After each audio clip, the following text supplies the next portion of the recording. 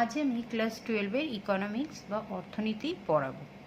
আমাদের আজকের টপিক হলো রেভিনিউ বা বিক্রয়লব্ধ আয়। বিক্রয়লব্ধ আয় বা রেভিনিউ কাকে বলে? যে কোনো ব্যবসায়ী প্রতিষ্ঠান তার উৎপাদিত দ্রব্য নির্দিষ্ট দামে বিক্রয় করে যে আয় উপার্জন করে তাকেই বলা হয় ফার্ম বা প্রতিষ্ঠানের মোট বিক্রয়লব্ধ আয় বা টোটাল রেভিনিউ। প্রকৃতপক্ষে কি ভোক্তা বা ক্রেতার চাহিদা রেখা সম্ভাব্য বিভিন্ন দামে ভোক্তার ক্রয় পরিকল্পনাকে নির্দেশ করে। দ্রব্যটি ক্রয়ে ভোক্তার যে ব্যয় হয় সেটাই হচ্ছে বিক্রেতার আয়। কোনো ব্যবসায়িক প্রতিষ্ঠানের মোট আয় তাহলে প্রধানত দুটি বিষয়ের উপর নির্ভর করে। এক কি দ্রব্যটির গড় দাম পি প্রাইসের উপর এবং দ্রব্যটির বিক্রয়ের পরিমাণ বা কিউ এর উপর। সুতরাং টি আর টোটাল রেভিনিউ কত হবে? যে পি ইন্টু কিউ, পি দামে কিউ পরিমাণ দ্রব্য বিক্রি করলে টোটাল রেভিনিউ হবে পি ইন্টু কিউ। যেমন ধরো একটা এক্সাম্পল দিলাম যে প্রাইস 20 টাকা এবং দ্রব্যের পরিমাণ মানে 20 একক দ্রব্য বিক্রয় করলে টোটাল রেভিনিউ কত হবে? পি ইন্টু কিউ মানে 20 ইন্টু 20 ইকুয়াল টু 400 টাকা।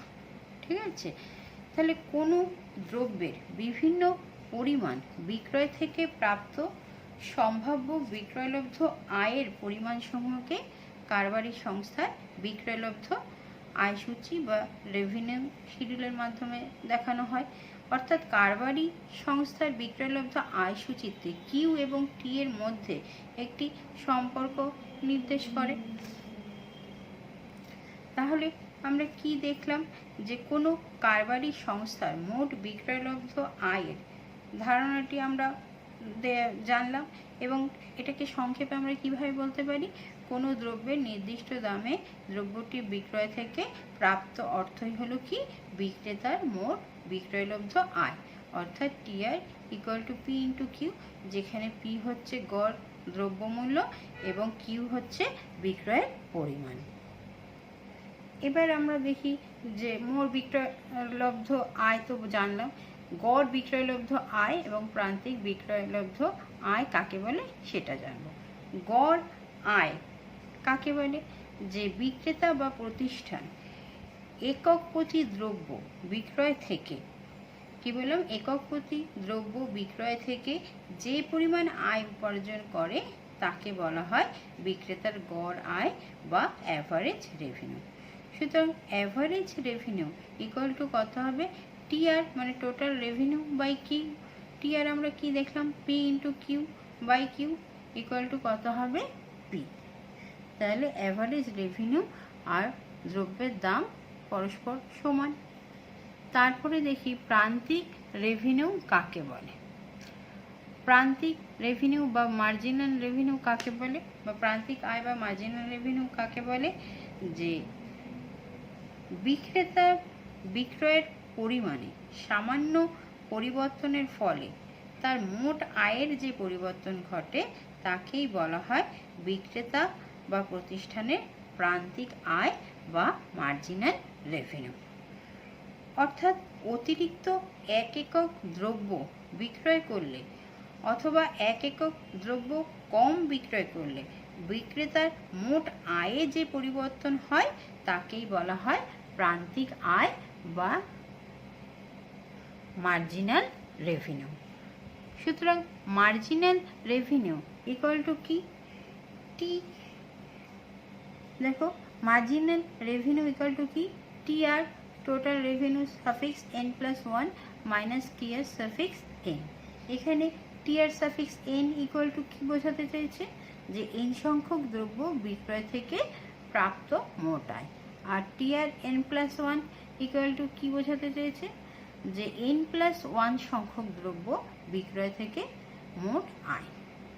আবার এমআর আমরা এইভাবে মানে ক্যালকুলাসের সাহায্যে ডেরিভেটিভ করেও বের করতে পারি, D D Q of TR, অর্থাৎ ইকুয়াল টু কি টিআর রেখার ঢাল থেকেও আমরা কি করতে পারি? মার্জিনাল রেভিনিউ নির্ণয় করতে পারি বা বের করতে পারি। এবার দেখো আমরা কি জানি? যে ভোক্তার কোনো ভোক্তার চাহিদা রেখা থেকে আমরা কি জানতে পারি, যে সম্ভাব্য বিভিন্ন দামে দ্রব্যটি ভোক্তা কি পরিমাণ ক্রয় করবে। সুতরাং এটি একটি ক্রয় পরিকল্পনা রেখা। বিক্রেতার দিক থেকে বিচার করলে দ্রব্যটির বাজার চাহিদা রেখাকেই বিক্রেতার সম্ভাব্য বিক্রয় বৃদ্ধির রেখা বলা হয়। বিক্রেতার সম্মুখে অবস্থিত এই চাহিদা রেখা বিভিন্ন সম্ভাব্য পি এবং কিউ এর একটি সম্পর্ক নির্দেশ করে। কাজেই বলা যায় যে বিক্রেতার গড় আয় বা অ্যাভারেজ রেভিনিউ রেখা বা এআর রেখাই এই চাহিদা রেখাকে নির্দেশ করে। কারণ এআর ও কিউ এর সম্পর্ক কি, প্রকৃতপক্ষে পি এবং কিউ এর মধ্যেকার সম্পর্ককেই নির্দেশ করে। এবার আমরা দেখি যে মোট আয়, গড় আয় ও প্রান্তিক আয়ের মধ্যে সম্পর্ক কি যখন দাম মানে পি স্থির থাকে। তাহলে দেখো যে বিক্রেতা যদি স্থির দামে দ্রব্য বিক্রয় করে, তবে অতিরিক্ত এক একক দ্রব্য বিক্রয় থেকে বিক্রেতা যে অতিরিক্ত আয় লাভ করবে মানে প্রান্তিক আয়, তা সর্বদাই কী হবে, গড় দ্রব্যমূল্যের সমান হবে, মানে এআর ইকুয়াল টু এমআর হবে। যেমন ধরো একটা এক্সাম্পল নিলাম যে দ্রব্যের দাম যদি 5 টাকা হয়, তবে এক একক দ্রব্য বিক্রয় করে 5 টাকা এবং 2 একক দ্রব্য বিক্রয় করে 10 টাকা এবং 3 একক দ্রব্য বিক্রয় করে 15 টাকা পাওয়া যাবে। কাজেই দ্বিতীয় একক বিক্রয়ের প্রান্তিক আয় তৃতীয় এককের প্রান্তিক আয় ইকুয়াল টু কত হচ্ছে, 5 টাকা হচ্ছে।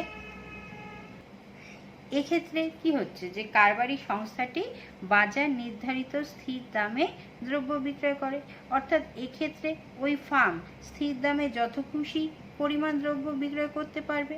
সুতরাং এখানে ফার্মের সম্মুখে অবস্থিত চাহিদা রেখাটি উৎপাদন অক্ষের সাথে সমান্তরাল হবে।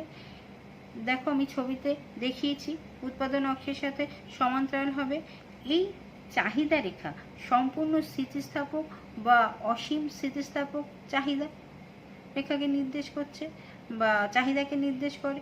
সুতরাং এখানে ফার্মের গড় আয় রেখাটি উৎপাদন অক্ষের সাথে সমান্তরাল হবে। যেহেতু ফার্মটি স্থির দামে দ্রব্য বিক্রয় করছে, কাজেই অতিরিক্ত এক একক দ্রব্য বিক্রয় থেকে সে অতিরিক্ত আয় বা প্রান্তিক আয় যে লাভ করবে, যে প্রান্তিক আয় লাভ করবে তা দ্রব্যের দামের সঙ্গে সমান হবে, অর্থাৎ এমআর ইকুয়াল টু পি হবে। তাহলে আমরা এর আগে দেখলাম যে এআর ইকুয়াল টু পি, আবার এমআর ইকুয়াল টু পি হচ্ছে। সুতরাং AR equal to MR equal to P হবে। তাহলে এখানে স্থির দামে বিভিন্ন পরিমাণ দ্রব্য বিক্রয় থেকে প্রাপ্ত আয়, প্রাপ্ত মোট আয় কি সহজেই নির্ণয় করা যাবে। দেখো আমি এখানে একটি চার্টের সাহায্যে তোমাদের দেখিয়েছি। দেখো এখানে দ্রব্যের দাম ফিক্সড আছে, কত আছে, 10 টাকা আছে। এবার যদি ক্রেতা তার বিক্রয়ের পরিমাণ বাড়ায়, তাহলে টোটাল রেভিনিউ কত হবে, অ্যাভারেজ রেভিনিউ কত হবে, মার্জিনাল রেভিনিউ কত হবে। তাহলে দেখো যখন দাম ফিক্সড, যদি এক একক বিক্রি করে তাহলে টোটাল রেভিনিউ 10 টাকা হচ্ছে, মার্জিনাল অ্যাভারেজ রেভিনিউ 10 টাকা, মার্জিনাল রেভিনিউ 10 টাকা। যদি 2 ইউনিট 2 একক বিক্রয় করে তাহলে কত হবে, টোটাল রেভিনিউ 20 টাকা, মার্জিনাল রেভিনিউ অ্যাভারেজ রেভিনিউ 10 টাকা, মার্জিনাল রেভিনিউ 10 টাকা। 20 মাইনাস 10 করলে 10 হয়। 3 একক বিক্রি করলে কত হচ্ছে, টোটাল রেভিনিউ 30 টাকা, অ্যাভারেজ রেভিনিউ 3 দিয়ে ভাগ করে 30কে 10 টাকা হচ্ছে, আর মার্জিনাল রেভিনিউ 30 মাইনাস 20 করলে 10 টাকা হচ্ছে। 4 একক বিক্রি করলে টোটাল রেভিনিউ কত হচ্ছে, 40 টাকা, অ্যাভারেজ রেভিনিউ 10 টাকা এবং মার্জিনাল রেভিনিউ 10 টাকা হচ্ছে।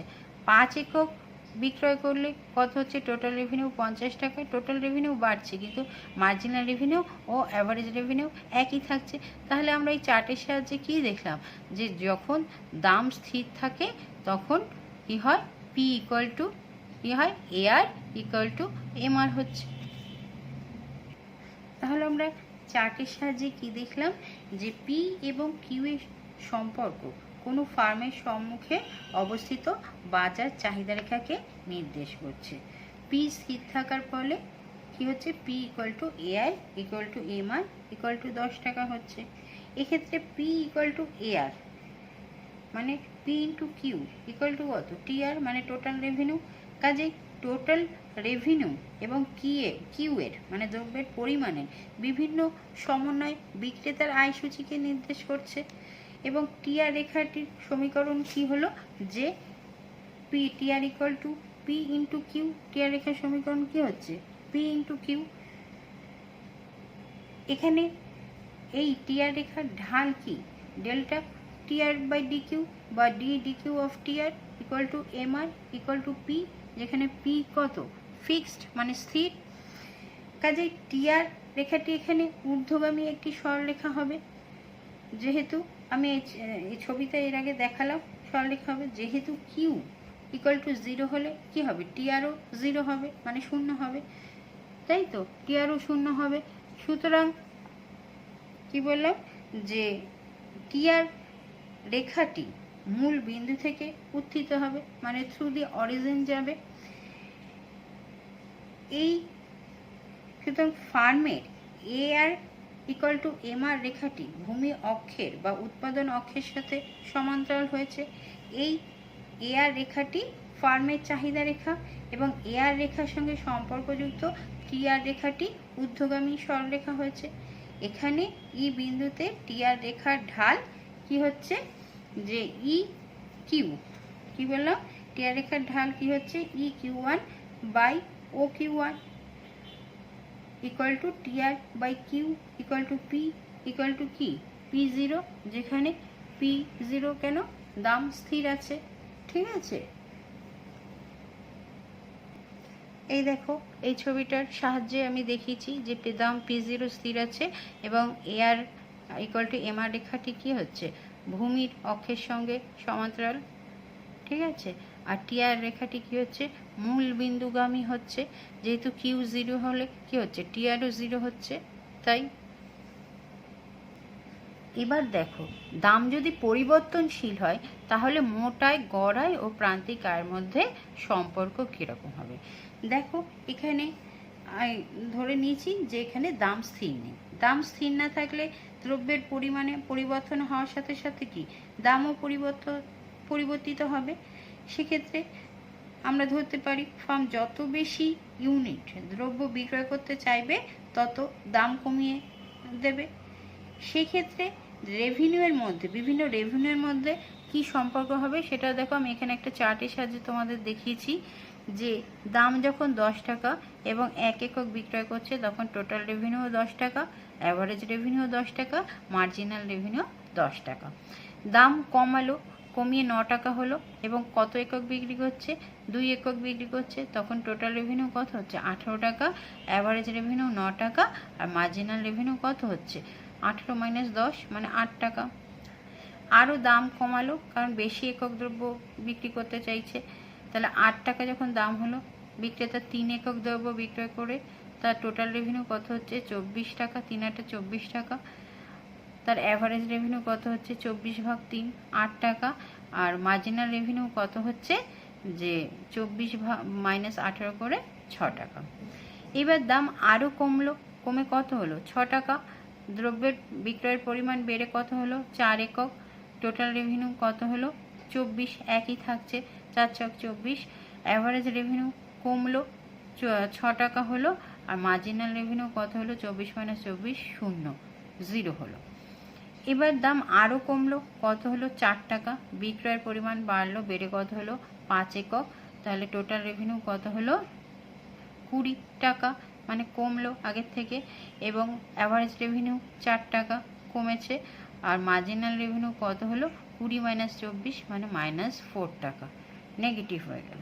এবার যদি দাম আরও কমে কত হয়, 3 টাকা, এবং বিক্রয়ের পরিমাণ যদি বেড়ে হয় 6 একক, তাহলে টোটাল রেভিনিউ কত হচ্ছে, 18 একক। অ্যাভারেজ রেভিনিউ 3 টাকা এবং মার্জিনাল রেভিনিউ কত হচ্ছে, 18 - 20 কত হচ্ছে, -2 টাকা। তাহলে এই উপরের চার্ট থেকে আমরা কি দেখলাম, এই চার্টটা থেকে, এই তালিকা থেকে আমরা কি দেখলাম, যে প্রথম ইউনিটের জন্য গড় রেভিনিউ এবং প্রান্তিক রেভিনিউ কত হচ্ছে, সমান হচ্ছে, ইকুয়াল হচ্ছে। তারপর প্রতি ইউনিটের জন্য প্রান্তিক রেভিনিউ গড় রেভিনিউ অপেক্ষা কম হচ্ছে। দেখো প্রান্তিক রেভিনিউ গড় রেভিনিউ অপেক্ষা কম। মোট রেভিনিউ প্রথম দিকে বাড়ছে তারপর কমছে। যতক্ষণ মোট রেভিনিউ বাড়ছে ততক্ষণ প্রান্তিক রেভিনিউ কি ধনাত্মক থাকছে। যতক্ষণ মোট রেভিনিউ বাড়ছে প্রান্তিক রেভিনিউ ধনাত্মক ছিল, তাই তো। এইবার যখন মোট রেভিনিউ কমছে তখন প্রান্তিক রেভিনিউ ঋণাত্মক। যখন মোট রেভিনিউ সর্বাধিক তখন প্রান্তিক রেভিনিউ কত? 0। দাম সকল সময় কি গড় রেভিনিউর সমান, এবং গড় রেভিনিউ কমলে প্রান্তিক রেভিনিউ কমছে। গড় রেভিনিউ যখন কমছে প্রান্তিক রেভিনিউ কমছে, এবং দেখো অ্যাভারেজ রেভিনিউ সবসময় কি হচ্ছে? দামের সঙ্গে সমান হচ্ছে। তাহলে আমরা ধরে নিয়েছি যে এআর রেখায়, তাহলে এই অবস্থায় এআর, এমআর এবং টিআর রেখার আকৃতি কেমন হবে? যে এরকম এআর রেখার আকৃতি আমি তোমাদের ছবিতে দেখিয়েছি, যে আমরা ধরে নিয়েছি যে এআর রেখাটি একটি সরলরেখা, তাহলে এমআর রেখাটিও একটি সরলরেখা হবে। তবে এমআর রেখা এআর রেখার নিচে থাকবে, কেননা এআর রেখা, এআর কি দেখো এমআর এর থেকে বেশি আছে, একটা জায়গায় সমানের পর তারপর কি হচ্ছে? বেশি কমছে। যখন এআর 9 এমআর 8, তাই এমআর রেখাটি সবসময় কি হবে? এআর রেখার নিচে অবস্থান করবে। এবং টিআর রেখাটি কি হবে? মূল বিন্দু থেকে শুরু হয়ে প্রথমে ঊর্ধ্বমুখী হবে, পরে একটি সর্বোচ্চ বিন্দুতে পৌঁছানোর পর টিআর রেখাটি কি হবে? নিম্নগামী হবে। প্রথমে কি টোটাল রেভিনিউ বাড়ছে, তারপর এখানে 24-এ গিয়ে কি হলো? স্থির হলো, তারপর কি টোটাল রেভিনিউ আস্তে আস্তে কমছে, তাই টিআর রেখার আকৃতিটি এইরূপ হবে। টিআর রেখা তখন, এবং যখন এআর 0 হবে, কি বললাম? এআর 0 হবে, তখন টিআরও 0 হবে। এআর 0 মানে P, AR equal to P. P যদি 0 হয়, টিআর কি? পি ইন্টু কিউ, তাহলে টিআরও 0 হবে। আবার দেখা যাবে যে দ্রব্যের পরিমাণে এমআর 0, সেই দ্রব্যের পরিমাণে কি টিআর সর্বাধিক। যখন এমআর 0 তখন কি হচ্ছে? টিআর সর্বাধিক হচ্ছে, সর্বোচ্চ হচ্ছে।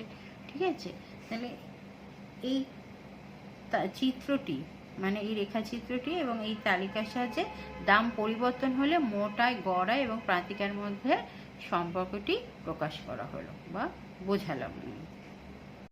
এখন দেখো গড় রেভিনিউ, প্রান্তিক রেভিনিউ ও চাহিদা স্থিতিস্থাপকতার মধ্যে কি সম্পর্ক। ঠিক আছে, relation concerning average revenue, marginal revenue and elasticity of demand.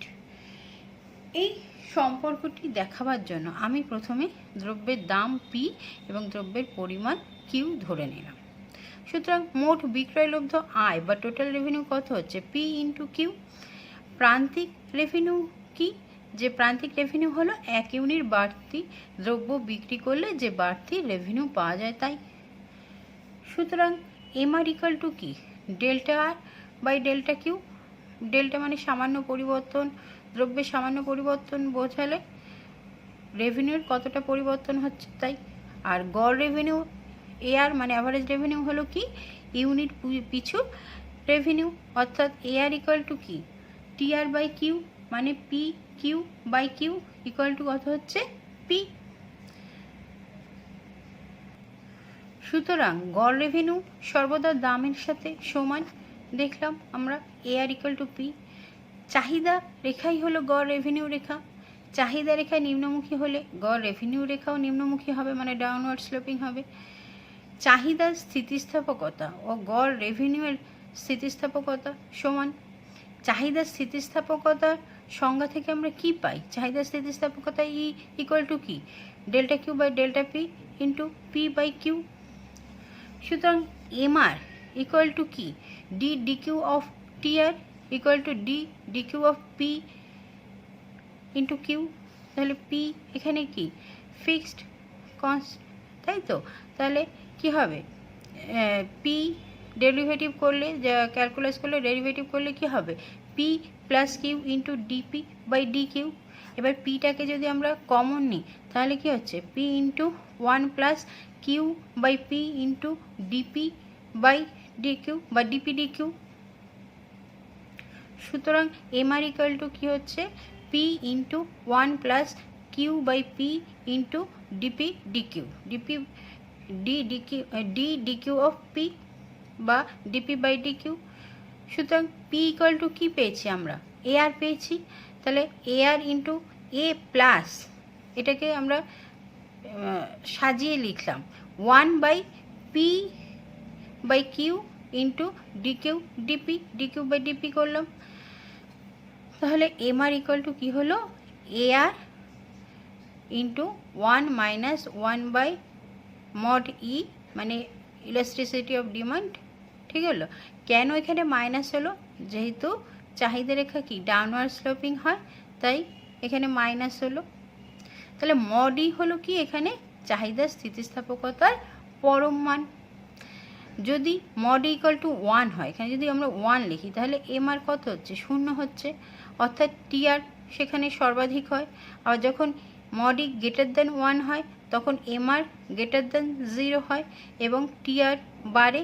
অন্যদিকে যখন mod E লেস দেন 1 হয়, চাহিদার স্থিতিস্থাপকতা লেস দেন 1 হয়, তখন কি হয়, এমআর কি হয়, লেস দেন 0 হয় এবং তখন কি হয়, টিআর কমে, মানে টোটাল রেভিনিউ কমে।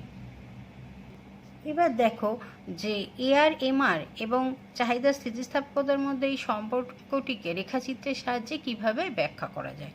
দেখো চিত্র অনুসারে ফার্মের এআর রেখাটি কি হচ্ছে, রেখাটি কি, এআর রেখা হচ্ছে এমএন, ঠিক আছে, আর প্রান্তিক আয় রেখাটি হচ্ছে এমআর, ও কিউ এই যে এমআর, ঠিক আছে। এবার ও কিউ ওয়ান বিক্রয় স্তরে ফার্মের মোট আয় কত হচ্ছে, মোট আয়, ফার্মের মোট আয় কত হচ্ছে, টিআর কত হচ্ছে, O Q into O Q one into O P one equal to কি, এই যে এই আয়তক্ষেত্রটা O P one B Q one. আবার বিক্রয়ের প্রতিটি স্তরে প্রান্তিক আয়ের যোগফল থেকেও আমরা ফার্মের মোট আয় পেতে পারি। সুতরাং ও কিউ ওয়ান বিক্রয় স্তরে সিগমা এমআর মানে summation of MR equal to TR equal to কত হবে, O M A C Q one ক্ষেত্রফল। সুতরাং O P one B Q one equal to O M A C Q ওয়ানের ক্ষেত্র, বা O P one A C Q one plus ত্রিভুজ A B C equal to কত হচ্ছে, O P one A C Q one plus ত্রিভুজ M P one এ। সুতরাং কি বললাম, সুতরাং ত্রিভুজ এ বি সি এবং ত্রিভুজ এম পি ওয়ান এর আয়তন পরস্পর সমান, মানে এই ত্রিভুজটার আয়তন পরস্পর সমান। যেহেতু ত্রিভুজ দুটি সর্বসম, তাহলে কি হচ্ছে, M P one equal to কি হচ্ছে, পিসি হচ্ছে। গড় আয় কি অ্যাভারেজ রেভিনিউ রেখা এমএন এর উপর অবস্থিত, এই যে এমএন এর উপর অবস্থিত বি বিন্দুতে চাহিদা স্থিতিস্থাপকতা কত হচ্ছে, BN by M B equal to কত হচ্ছে, O P one by M P one. যেহেতু ত্রিভুজ ও এম এন, কি বললো, ত্রিভুজ ও এম এন এর কি হচ্ছে, পি ওয়ান বি সমান্তরাল কি হচ্ছে, ও এন। তাই যেহেতু M P one equal to BC আমরা দেখেছি এবং O P one equal to B Q, সুতরাং elasticity of demand equal to কত হচ্ছে, O P one by BC equal to B Q one by BC equal to কী হচ্ছে, B Q one by BC আমরা কী করে পাচ্ছি, B Q one minus C Q one, তাই তো। যেহেতু BC equal to B Q one minus C Q one, এখানে কিউ ওয়ান পরিমাণ বিক্রয় স্তরে গড় আয় এআর ইকুয়াল টু কি, equal to B Q one এবং প্রান্তিক আয় এমআর ইকুয়াল টু কি, সি কিউ ওয়ান। সুতরাং ইলাস্ট্রিসিটি অফ ডিমান্ড মানে mod E ইকুয়াল টু কী হলো, AR by AR minus MR. এবার ক্রস মাল্টিপ্লিকেশন করো, mod E into AR minus MR equal to AR, তাই তো। তারপর কত হচ্ছে, একদিকে নিয়ে আসো এআর, নিয়ে আসলে কত হচ্ছে, mod E into AR minus AR equal to mod E into MR. সুতরাং এমআর ইকুয়াল টু কী হচ্ছে, mod E AR minus AR by mod E equal to AR যদি কমন নিই তাহলে কি হচ্ছে, mod E minus one by mod E equal to কী হচ্ছে, এআর কমন নিলে 1 মাইনাস 1 বাই মড ই। তাহলে সুতরাং প্রমাণ হলো যে M R equal to A R into 1 minus 1 by mod E, মানে চাহিদা স্থিতিস্থাপকতার পরম মান। ঠিক আছে, তাহলে এইভাবে আমরা রেখাচিত্রের সাহায্য এম আর এ আর এবং চাহিদা স্থিতিস্থাপকতার রিলেশনটি ব্যাখ্যা করতে পারি। আজকের ক্লাস এখানেই শেষ হলো।